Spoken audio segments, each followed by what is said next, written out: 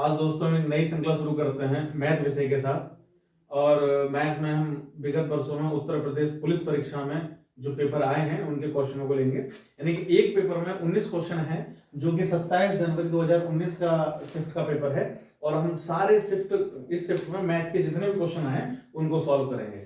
ठीक, हमने 5 क्वेश्चन अभी लिखे हैं, इसके बाद अगली स्लाइड में 5 लिखेंगे, फिर अगली स्लाइड में 5 करके देखेंगे।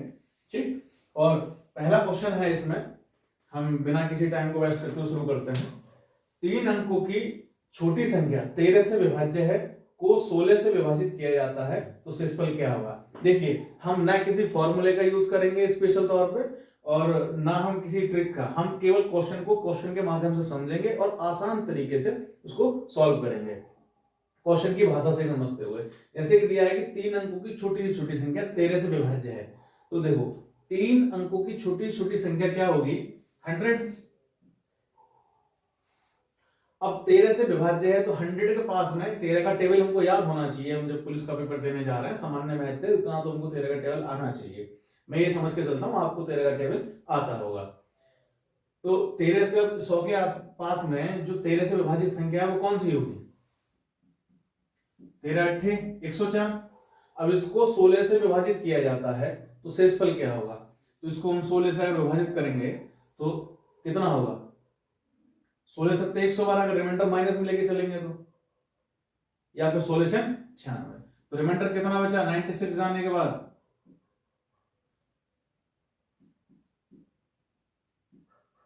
8 ही क्या हो जाएगा हमारे पास आंसर।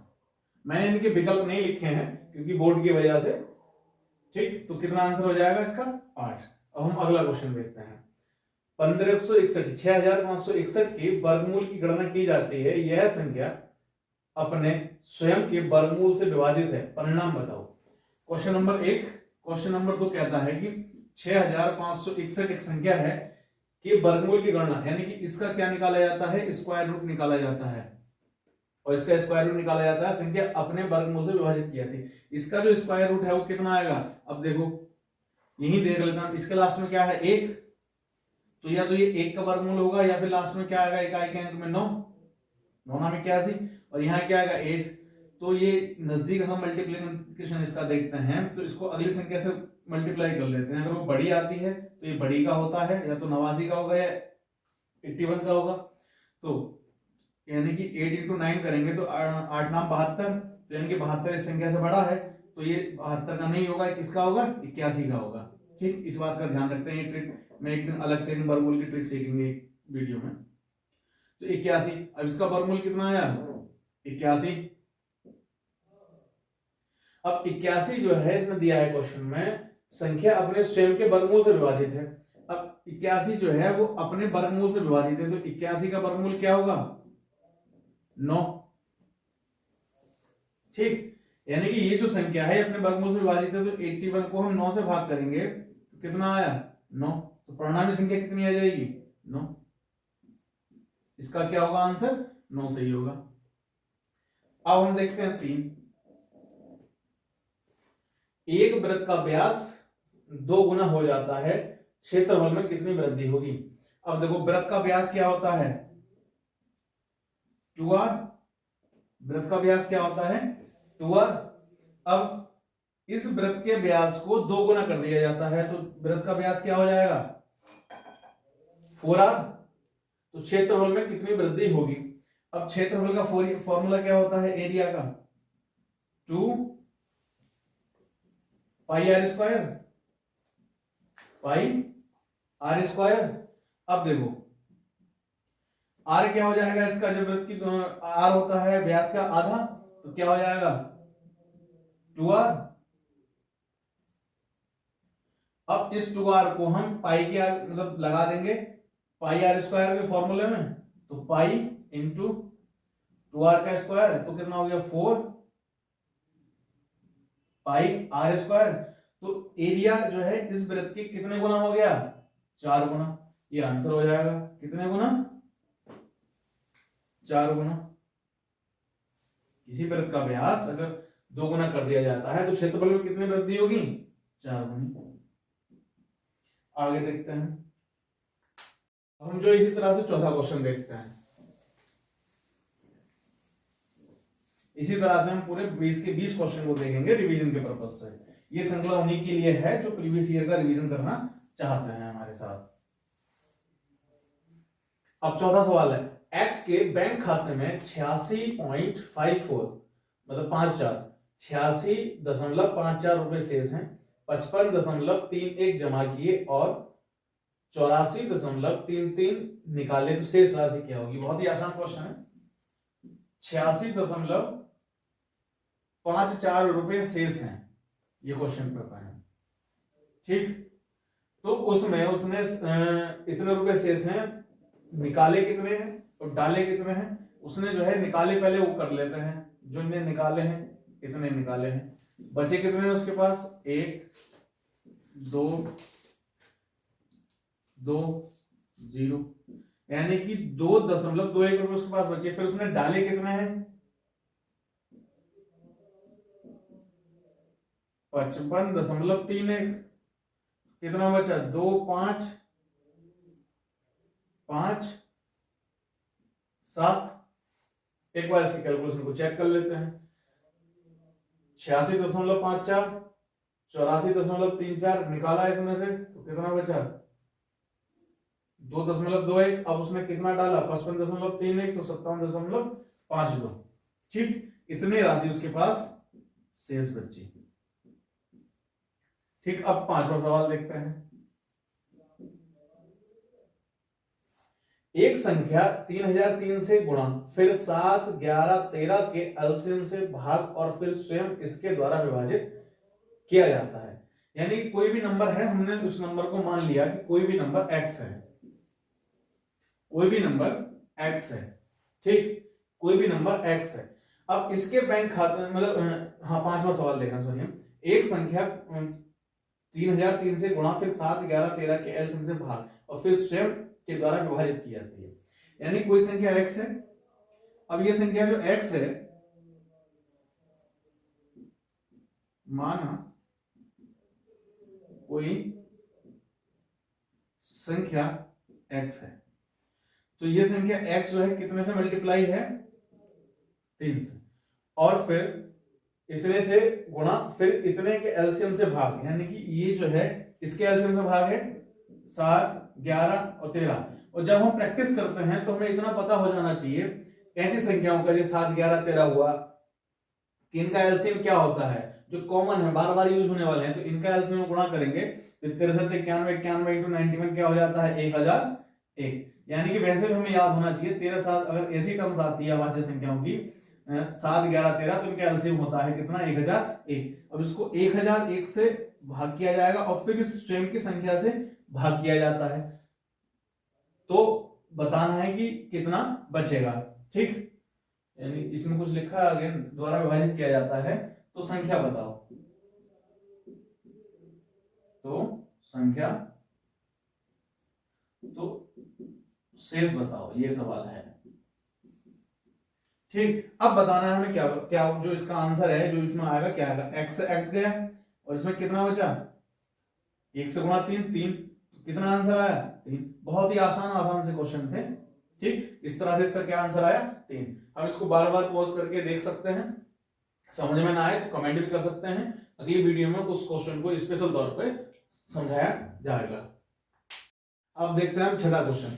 10x + 5 अनुपात 42x + 8 का 5:8 का घन अनुपात है, तो x का घन ज्ञात करो। हम जो है मैथ में क्वेश्चन को लैंग्वेज के हिसाब से अगर पढ़ के बार बार पढ़ के अगर समझ के सॉल्व करें, जहां फॉर्मूले की जरूरत हो वहां फॉर्मूला भी लगाएं, नहीं तो कोशिश करें लैंग्वेज को पढ़ें और फिर बड़े आराम से उसी लैंग्वेज के हिसाब से क्वेश्चन को सॉल्व करें। अब जैसे ये क्वेश्चन है जिसको हम देखें तो 10x + 5 अनुपात है, तो नीचे लिख लेंगे हम 42x + 8। ये किसका अनुपात है 5/8 के घन अनुपात है, तो x का घन ज्ञात करना है। पहले हमें क्या निकालना है x निकालना। अब x की वैल्यू निकालनी है, तो इसको क्या हो जाएगा 10x + 5 42x + 8 बराबर 125 5 का घन और 512। अब देखें इसमें कुछ कॉमन आ रहा है तो 5 आ जाएगा, नीचे से क्या आएगा 2 ही आ पाएगा, तो इसको देख लेते हैं। फिर ऊपर से 5 कॉमन लेके उसे काटने में 25 बचेगा, 2x + 1 और ये कितना बचा 21x प्लस 4, 25/200 यानी 552 है, तो 256। अब ये 256 दोबारा ऊपर जाके इधर इनकी क्रॉस मल्टीप्लिकेशन कर देंगे तो क्या आ जाएगा, ये बन जाएगा दोबारा से 512 और प्लस 256। ठीक, अब 21 गुणा 25, इनकी 25 गुणा 25 और 25 दूनी 25 गुणा 25 और 25 दूनी 50, तो कितना हो जाएगा 525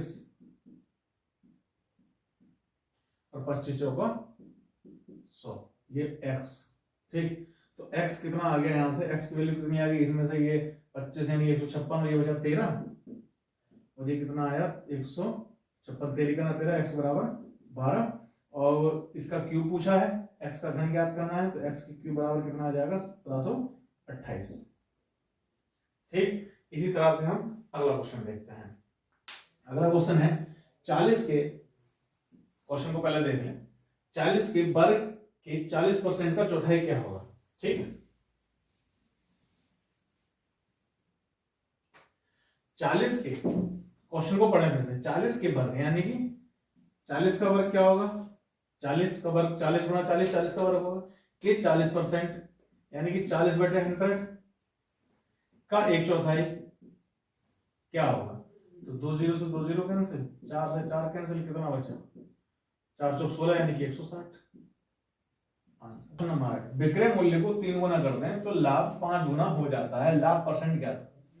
अब इसमें सीधी सी बात है, क्वेश्चन में एक बात और दोबारा समझते हैं पढ़ के, विक्रय मूल्य को 3 गुना करें तो लाभ 5 गुना हो जाता है। ठीक, अब विक्रय मूल्य क्या होता है, यानी कि सेलिंग प्राइस एसपी से देख लें, और लाभ क्या होता है, सेलिंग प्राइस में से अगर हम कॉस्ट प्राइस घटा दें तो क्या निकल के आता है, लाभ। जितनी वस्तु हमने खरीदी है और जितनी हमने बेची है, दोनों का अंतर यानी कि जितनी में बेची है उससे अगर हमने कम में खरीदी है तो उसको घटा देंगे तो क्या होगा हमें लाभ। अब वो कह रहा है क्वेश्चन के हिसाब से कि जो सेलिंग प्राइस है इसको क्या करना 3 गुना, तो जो लाभ अब बचेगा हमें वो लाभ 5 गुना हो जाता है। अब 5 गुना किसका लाभ, यानी कि एसपी माइनस सीपी लाभ हो गया, यानी कि ये समीकरण बन के आई, ये बात समझ आई। यानी कि अगर हम, वो क्वेश्चन कह रहा है कि लाभ को, विक्रय मूल्य को 3 गुना कर दिया, यानी कि सेलिंग प्राइस को हमने 3 गुना कर दिया, और अगर सेलिंग प्राइस माइनस एसपी क्या होता है, लाभ, तो अब जो लाभ होगा वो 5 गुना हो जाएगा इसे 3 गुना करने पर। लाभ क्या है, यानी कि selling price minus CP cost price. अब देखते हैं ये क्या हो गया, 3SP माइनस सीपी बराबर 5SP माइनस 5, 5 अंदर पहुंचेगा सीपी। अब कितना हो गया इसका, यानी कि सीपी और एसपी, एसपी को इधर ले गए, सीपी को इधर ले आए, तो एसपी और सीपी का अनुपात कितना आ गया, यानी कि 1:2। ठीक, तो 1:2 मतलब एक की चीज हमने 2 में खरीदी तो कितना का लाभ हुआ, 1 का, एसपी बेची 1 में, तो क्योंकि एसपी नीचे है तो कितना लाभ हो जाएगा हमें 100%, यानी कि लाभ परसेंटेज हमारा 1 पे 1 का लाभ कितना हो गया 100%, तो आंसर क्या हो जाएगा 100% लाभ। ठीक, तो क्वेश्चन नंबर 9 देखते हैं, यानी कि एक्स ने 42,000 में स्कूटर खरीदा और 6,000 सुधार में लगा दिए, 54,000 में बेच दिया, लाभ परसेंटेज ज्ञात करो। देखो फिर से हम क्वेश्चन के हिसाब से देखेंगे, इन्हें 42,000 में एक स्कूटर खरीदा, उसने 6,000 इसके सुधार में लगा दिए, तो 42 से 48,000 का उसको स्कूटर पड़ा। अब उसने 54,000 में बेच दिया, अब 54 में से इसको घटाएंगे तो उसको पड़ा कितने का, ये हमारे पास सीपी हो गया, अब ये हमारे पास एसपी हो गया, तो लाभ निकालेंगे हम, तो ये कितना बचा है, यानी कि 2006, यानी कि 6,000 का उसे लाभ हुआ। अब ये जो लाभ हुआ कितने पे, 48 पे, तो लाभ का परसेंटेज निकालना है तो उसका फ्रैक्शन कितना बनेगा, 1/8, 48, 1/8 किसके फ्रैक्शन के बराबर होता है, 12.5%। जैसे फ्रैक्शन को परसेंटेज में बदलेंगे कितना है 12.5%, 12.5% लाभ ही हमारा क्या हो जाएगा, आंसर हो जाएगा। अब हम प्रीवियस ईयर सॉल्व कर रहे हैं तो हमें ये पहले पता होना चाहिए, जब परसेंटेज पढ़ते हैं कि 1/8 का फ्रैक्शन कितने परसेंट के बराबर होता है, कितने के 12.25, तभी हम क्वेश्चन को आसानी से पेपर में कर पाएंगे। ठीक, अगला क्वेश्चन देखते हैं।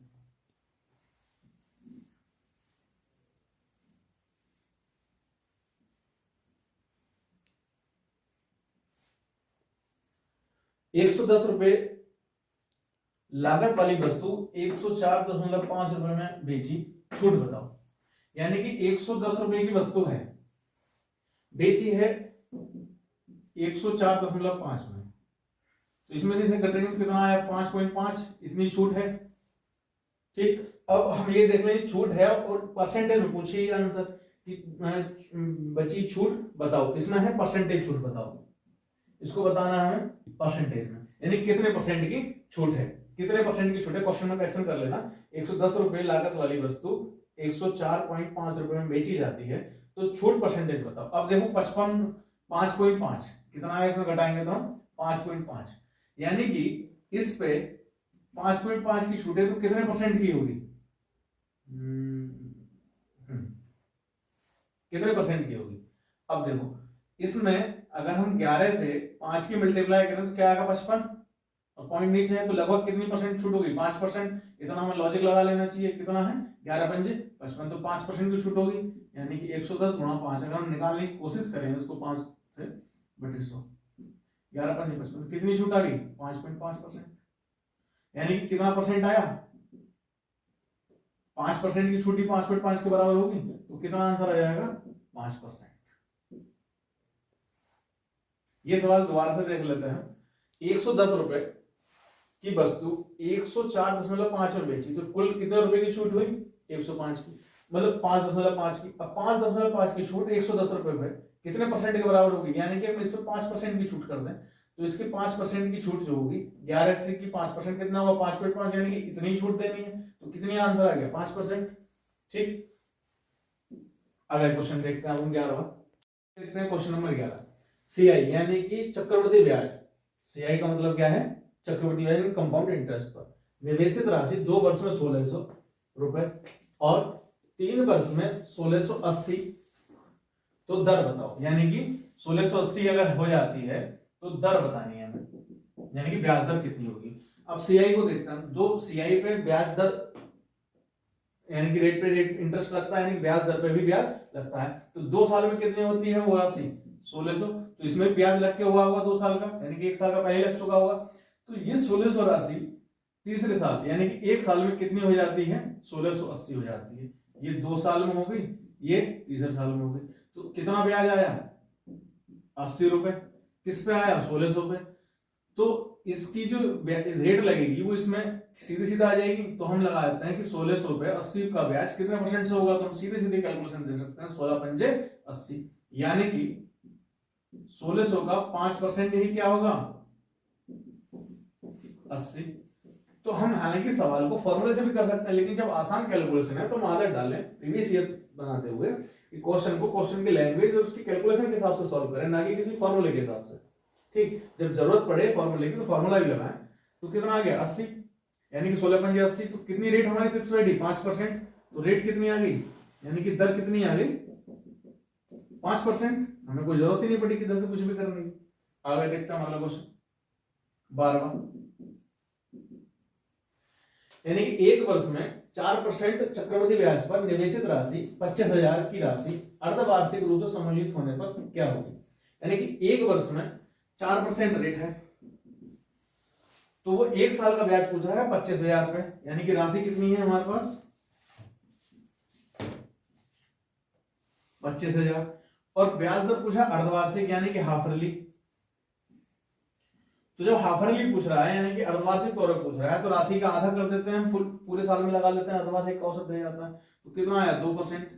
अब 2% को पहली छमाई, 2% को दूसरी छमाई, तो सीआई को हम सीधे परसेंटेज में लगाते हैं, तो कितना आ जाएगा परसेंटेज में परसेंटेज आ जाएगा, यानी कि 4, और इस 2 पे भी लगेगा, कितना आया 0.04, तो हम इस राशि का 4.04% निकालेंगे तो पूरे साल का चक्रवृद्धि ब्याज दर आ जाएगा अर्धवार्षिक तौर पे। तो हम कैसे करेंगे, ये सीधे सॉल्व हो गया सीधे सीधे परसेंटेज से, यानी कि 2% और फिर इसका 2% भी ब्याज लगेगा, तो कितना 0.4%, यानी कि टोटल जो रेट लगेगी पूरे साल में वो कितनी लगेगी 4.04%। 4.04% क्या होगा ये हम निकाल लेंगे। अब 2 पॉइंट नीचे बढ़ जाएंगे 0.4 से, 1 2 3 1 2 3, अब कितना हो गया 25 पंजे और 25 दूनी और 202, 5 दूनी 10 5 दूनी 10, यानी कि इतना ब्याज आ गया हमारे पास। अब राशि कितनी है 25,000, और 25,000 में इसको हम क्या कर देंगे जोड़ देंगे, कितना आ जाएगा 26,010 रुपए हमारे पास राशि हो जाएगी। ठीक, इसको चाहे यहां जोड़ लो, आप राशि हमारे पास 25,000 है, कितना हो जाएगा कैसे भी जोड़ लो। ठीक, अगला क्वेश्चन देखते हैं।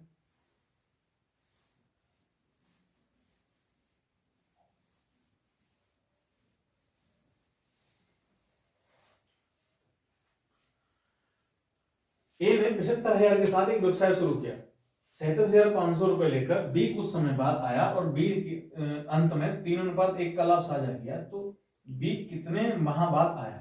ठीक, अब ए ने 75,000 रुपए यानी कि साल के अंत में साझा किया, साल के शुरू में लगाए होंगे, तो कितने महीने के लगा लेंगे 12।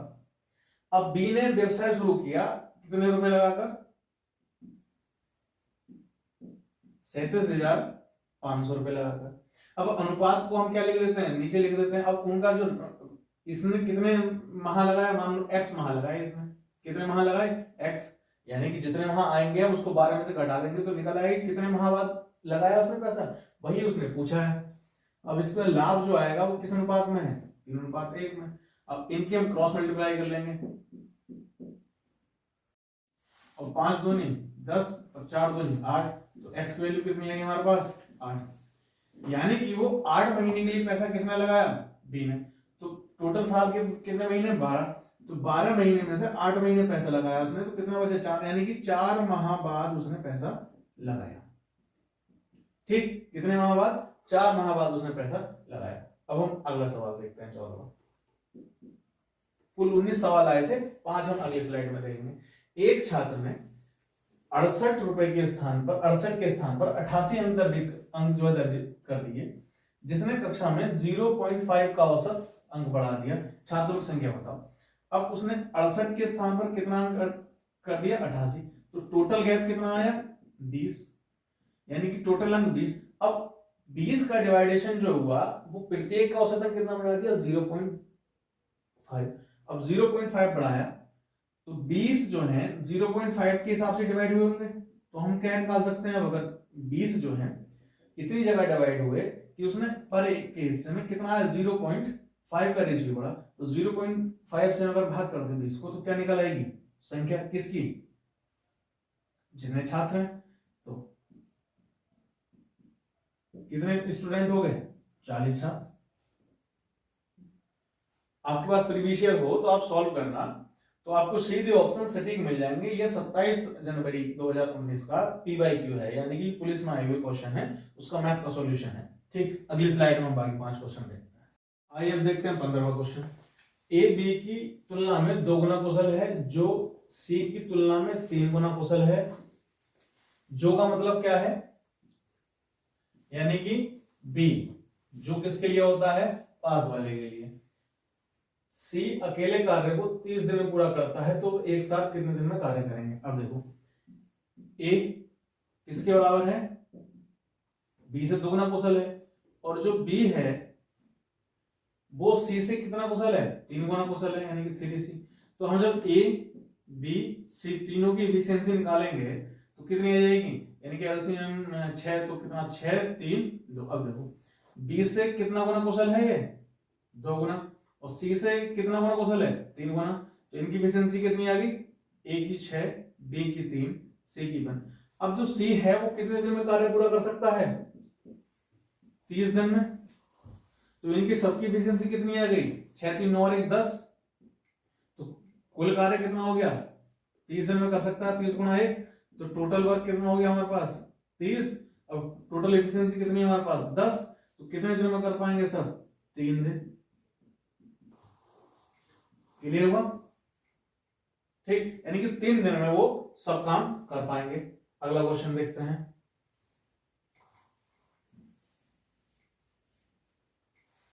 एक हवाई जहाज 4 आवर में 250 किलोमीटर की गति से निश्चित दूरी तय करता है और 1 घंटे 40 मिनट में समान दूरी तय करने के लिए कितनी गति की जरूरत पड़ेगी। अब इस सवाल को हम कैसे करें, यानी कि 4 घंटे में 250 किलोमीटर की गति से एक निश्चित दूरी करता है, तो कुल दूरी कितनी तय करेगा, यानी कि 4 घंटे में 250 किलोमीटर बराबर 1 घंटा 40 मिनट को हम क्या करते हैं, अगर इसमें घंटे में बदलना हो तो 60 से भाग टोटल, तो 1 घंटा 40 मिनट में कितनी दूरी तय करेगा, मतलब कितनी स्पीड होनी चाहिए बराबर दूरी तय करने के लिए, मान लिया x, तो ये कितने घंटे हो गए 2/3, तो 2/3 हुआ, यानी कि 1 सही 2/3, 3 का 3 तो 5/3 गुणा x और 4 गुणा 50, तो x की वैल्यू कितनी आ गई, यानी कि 5 चौक 20 और 20 दिया 60, यानी कि 600, तो कितनी स्पीड होनी चाहिए 600 किलोमीटर पर आवर, x बराबर 600 किलोमीटर पर आवर। अगला क्वेश्चन देखते हैं। ठहराव को छोड़कर एक बस 1 घंटे में, ठहराव को छोड़कर एक बस 1 घंटे में 45 किलोमीटर तय यात्रा करती है, अगर ठहराव भी लगा लिया जाए तो 36 किलोमीटर, ठहराव सहित 36 किलोमीटर बस 1 घंटे में तय करती है, कितने मिनट 1 घंटे में रुकती है, कितने मिनट 1 घंटे में रुकती है, ये हमें बताना है। Question number 17। अब हम यही देखें, यानी कि 1 घंटे में कितने मिनट होते हैं 60, कितने किलोमीटर 45, तो 1 किलोमीटर में कितनी चलेगी 60/45, यानी कि 1 किलोमीटर चलने में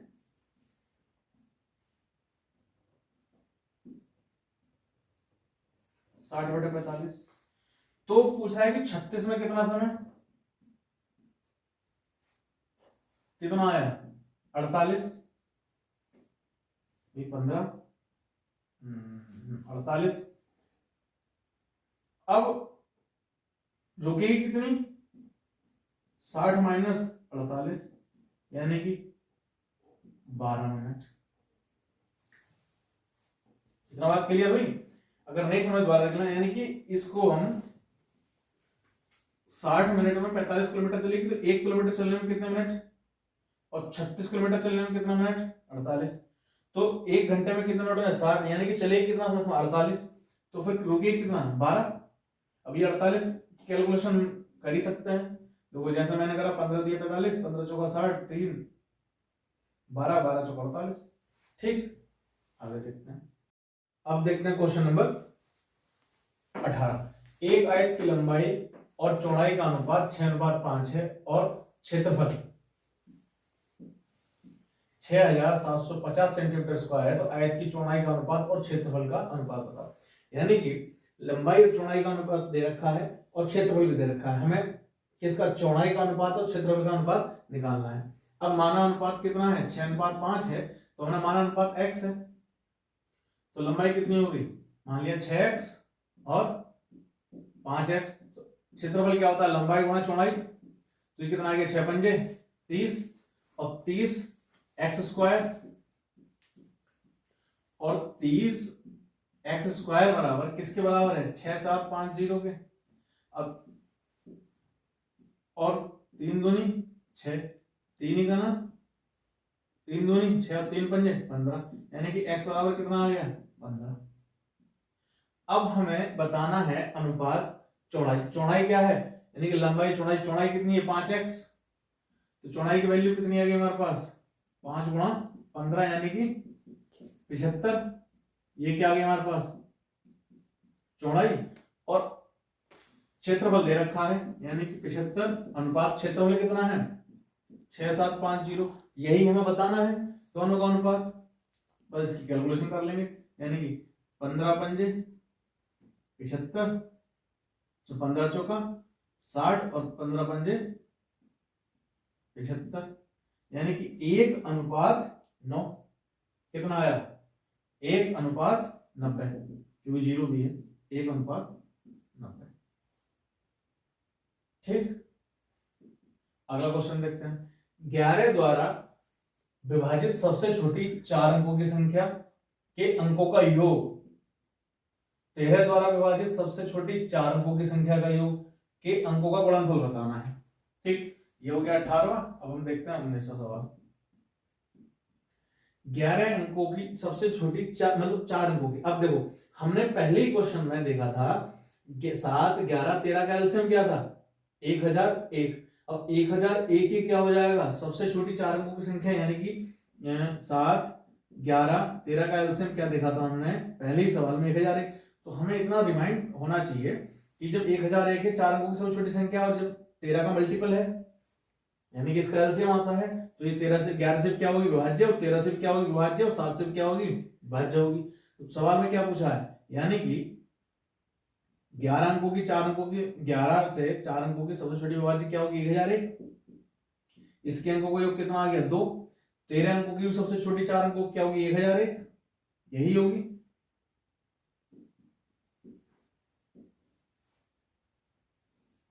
इसका भी अंकों का योग कितना आ गया 2। अंकों के योग का गुणनफल कितना आ गया 2 गुणा 2 बराबर 4। 4 ही क्या हो जाएगा हमारे पास आंसर। इस तरह से हमने 19 के 19 सवालों का सॉल्यूशन देखा। क्या हमने कोई फॉर्मूले का विशेष तौर पे यूज करा, नहीं, हमने सवाल की लैंग्वेज से ही सवाल को समझा। ठीक, इस तरह से हम प्रैक्टिस करेंगे तो पेपर में हम कम समय में बिना किसी स्ट्रेस के अधिक एफिशिएंसी के साथ क्वेश्चन कर पाएंगे। ठीक, इसी श्रृंखला में हम अगले पेपर को लेकर फिर मिलते हैं।